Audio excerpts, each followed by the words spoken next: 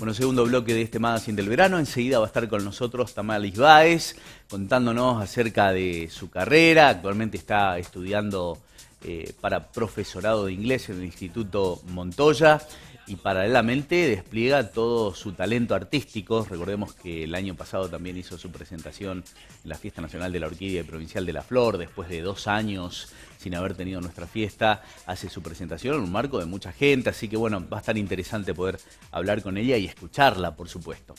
Pero tenemos que hablar del coronavirus, de la pandemia, de las vacunas, de quienes están a favor de la vacuna, que creen que es la única salida que tenemos, es lo que aseguran los distintos gobiernos a nivel mundial. Sin embargo, también es verdad que no es obligatoria. Y hay toda una polémica que se ha generado con las distintas estrategias que han utilizado los gobiernos para buscar la forma de poder inocular a toda la población, en un contexto complicado, por supuesto.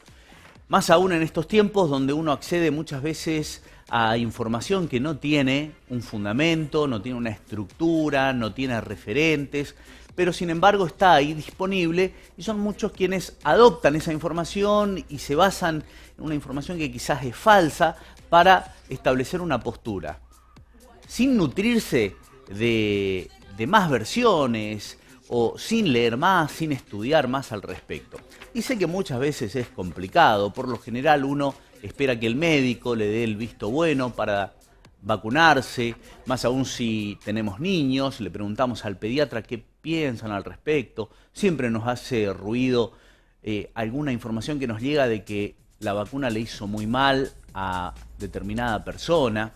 Bueno, todo esto, por lo menos a nosotros, nos pareció muy interesante poder ofrecerles un material periodístico de una periodista muy reconocida en Europa sobre todo, pero que ha tenido fuerte llegada en los últimos tiempos en Latinoamérica. Si bien ella es de Rusia, tiene un canal de YouTube que lo desarrolla en español, porque su español es muy fluido, y hace poco tiempo llegó al 1.000.000 de suscriptores.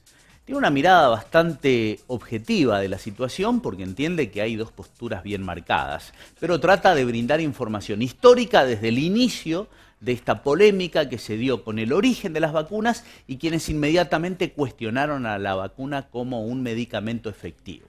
Así que no tiene desperdicio este video, son alrededor de 15 minutos. Ella es Inna Afinogenova, es rusa.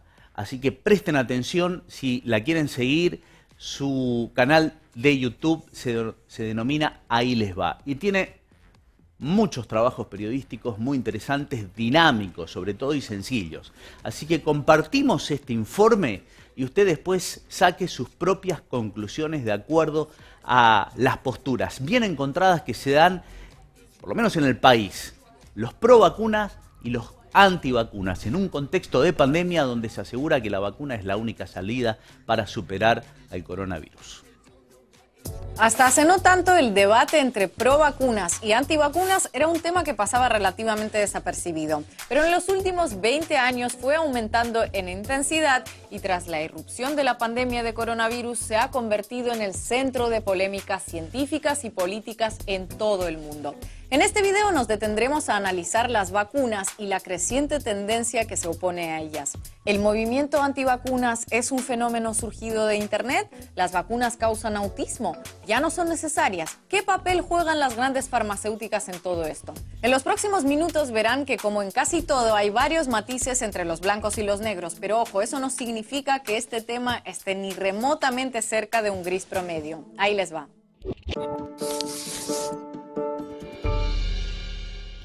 El número de personas que por diversos motivos deciden no vacunar a sus hijos está en alza.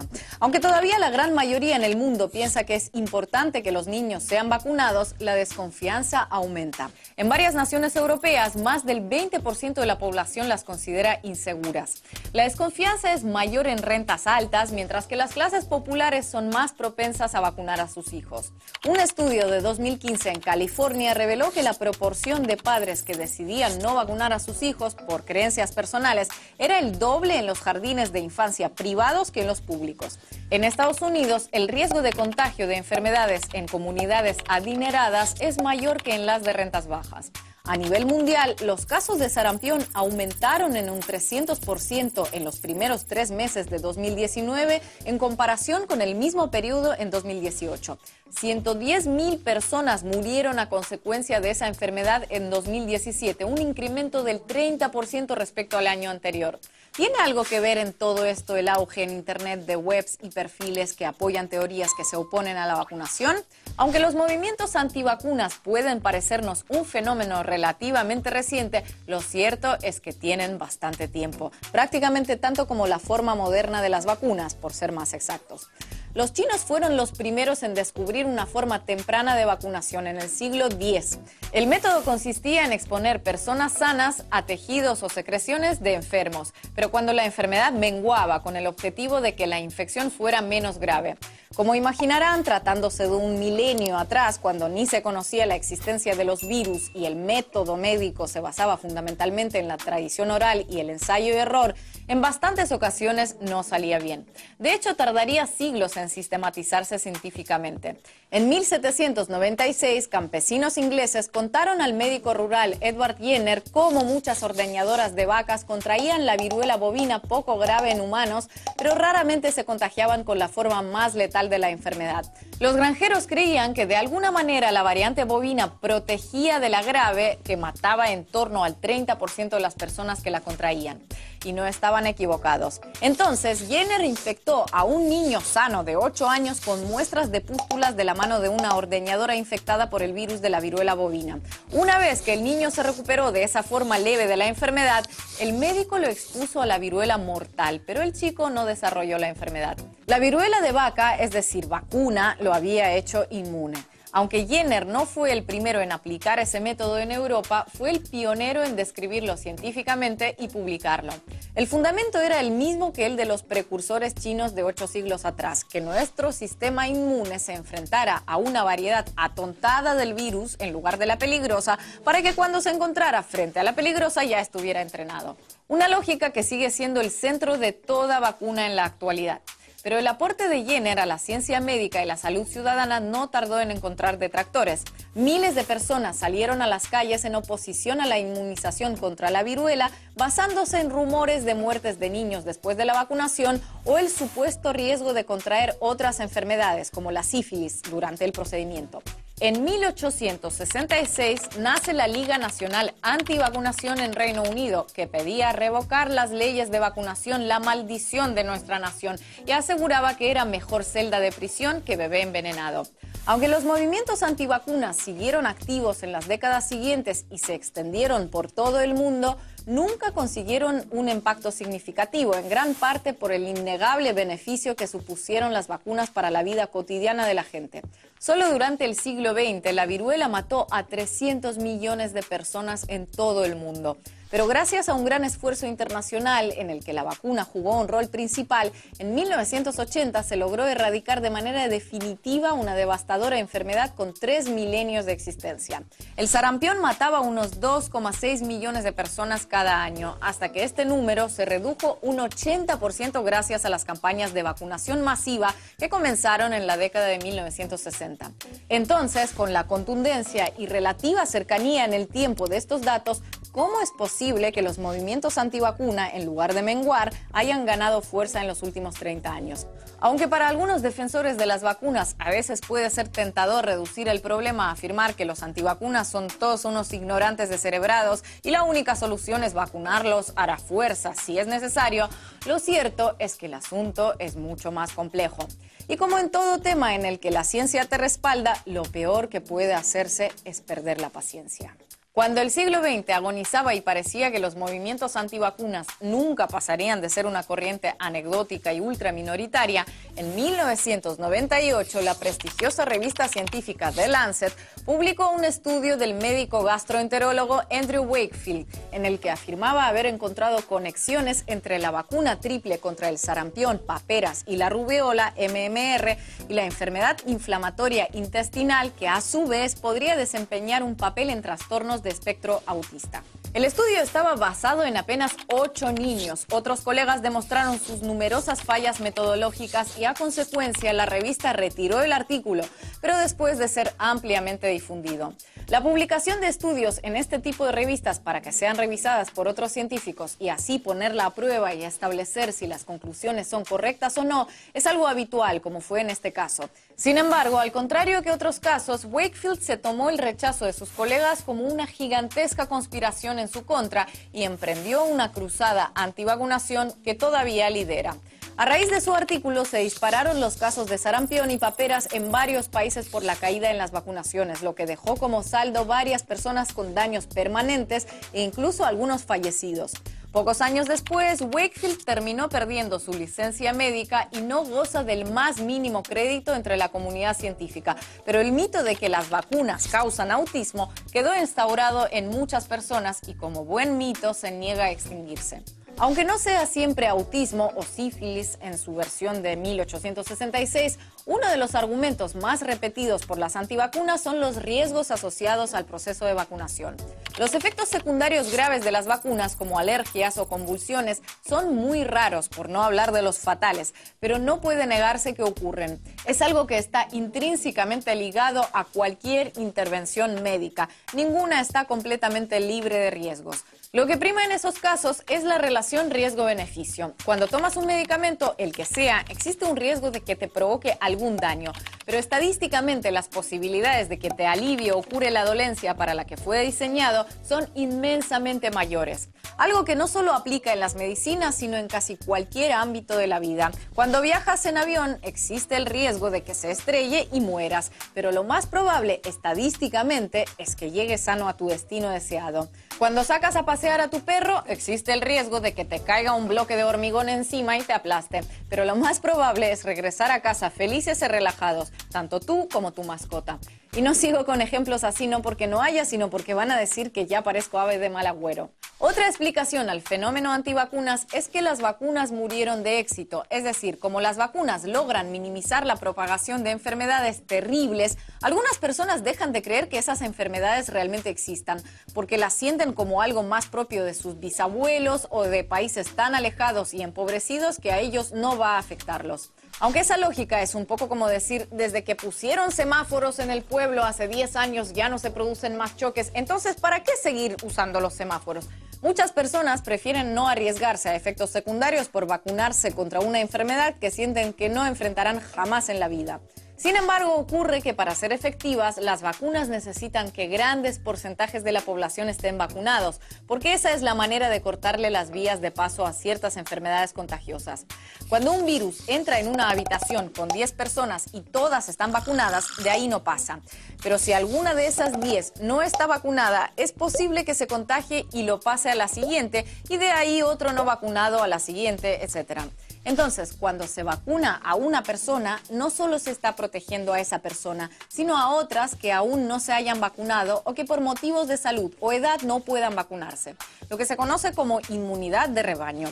Pero tal vez el argumento más potente de quienes se posicionan contra las vacunas está en los manejos oscuros de las farmacéuticas, un punto fuerte en el que los antivacunas tienen toda la razón en las premisas, pero bastante menos en la conclusión. Sí, muchas empresas farmacéuticas tienen como principal objetivo obtener inmensos beneficios económicos y para lograrlo son capaces de todo tipo de argucias rastreras, desde probar medicamentos o vacunas en países pobres, apresurarse para sacarlas al mercado antes que los demás, presionar a agencias gubernamentales para que las aprueben o las incluyan entre las obligatorias, etc. No me verán a mí defender a las Big Pharma ni en este canal ni en ningún otro. Pero una cosa es no ser partidario de la silla eléctrica y otra muy distinta, no ser partidario de la electricidad. Sí, las transnacionales farmacéuticas se manejan muy a menudo como avariciosas sin escrúpulos, pero no es lo mismo que hacen muchas constructoras de viviendas, por poner un ejemplo, entre cientos. ¿Sería eso motivo para oponerse a la construcción como concepto? Muchas constructoras son avariciosas e incumplen las normativas. No a las casas, basta de apartamentos. ¿Por qué aplicar esa lógica a las vacunas entonces? Les digo más, oponerse a las vacunas no solo no perjudica a las grandes farmacéuticas, sino que incluso las beneficia. ¿No me creen? Les pongo este ejemplo. Ralph Nader, un famoso activista estadounidense, consideró en los años 60 que la industria automovilística no cumplía los estándares de seguridad necesarios, lo que causaba miles de muertes innecesarias, y escribió un libro denunciándolo, titulado Inseguros a cualquier velocidad. Como buena transnacional, General Motors intentó desacreditarlo, pinchó su teléfono y hasta contrató prostitutas para intentar vincularlo con ellas. Dio igual, la publicación fue un gran éxito y al año siguiente al Congreso no le quedó otra que aprobar la primera normativa sobre estándares de seguridad en la fabricación de vehículos en Estados Unidos. Imaginemos qué hubiera pasado si en lugar de ese camino, Nader hubiera optado por emprender una cruzada nacional para que se prohibieran los vehículos a motor o para convencer a la gente a que dejara de usarlos. La gente habría dejado de viajar en auto más allá de un pequeño grupo de seguidores. ¿Habría logrado erradicar los automóviles fundando una liga nacional anticarros en pleno siglo XX? Obvio que no. Pero eso no es lo peor. Si Ralph Nader se hubiera desgastado en vano luchando contra los vehículos, en lugar de centrarse en luchar por leyes que obligaran a las grandes empresas a fabricar vehículos más seguros, entonces, ¿quién habría sido el principal beneficiado? Pues precisamente General Motors, que habría seguido vendiendo miles de vehículos sin tener que adecuarlos a una normativa más exigente. De forma análoga, para las grandes farmacéuticas resulta mucho más cómodo un movimiento que diga no queremos vacunas a otro que diga exigimos mejores vacunas. Y la humanidad necesita vacunas. Y obvio que se puede discutir si más o menos, si aquella sí o aquella no tanto, pero los argumentos para oponerse a ellas como concepto carecen de fundamentos científicos. Y lo que como especie nos llevó de una esperanza de vida promedio de menos de 30 años a una de más de 70 en apenas 2 siglos fue la ciencia, no las cadenas de WhatsApp o los pues yo tengo un primo al que le pasó esto. Por eso, llegados a este punto, muchos abandonan el terreno de los argumentos para pasar al de las opiniones o las decisiones personales. Bueno, perfecto. Muy bien ese repaso histórico y científico, pero como no nos ponemos de acuerdo, entonces hagamos así. Tú, que te gustan las vacunas, te las pones, y yo, que no me gustan, no me las pongo y ya. Cada quien hace lo que quiere con su vida. Como si se tratara de algo como tomar o no tomar limonada. ¿Por qué no aplicar esa misma lógica a los cinturones de seguridad, por ejemplo? A mí me incomodan, déjame que yo decida sin imposiciones si quiero llevarlo puesto o no. Al fin y al cabo, el que se va a matar sería yo, ¿no? Es mi problema, no el tuyo.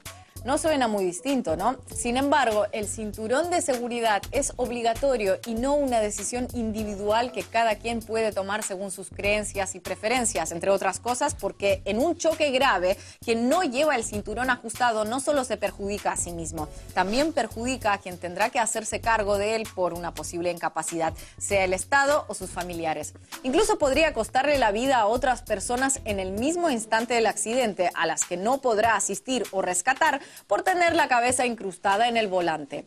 Por eso, entre otras, ni las políticas de seguridad vial ni las de la salud se dejan totalmente en manos de decisiones individuales, ni siquiera en países donde el Estado apenas interviene.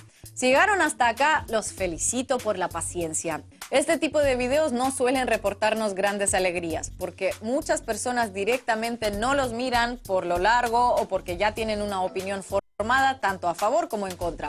Además, los comentarios se nos llenan de Ina, me decepcionaste, te vendiste a la farmacia, perdiste un seguidor, o de enlaces a artículos con argumentarios tan científicos como pretender demostrar que la venta de helados en las playas provoca que aumenten los ataques de tiburones solo porque ambos tienen un pico en verano.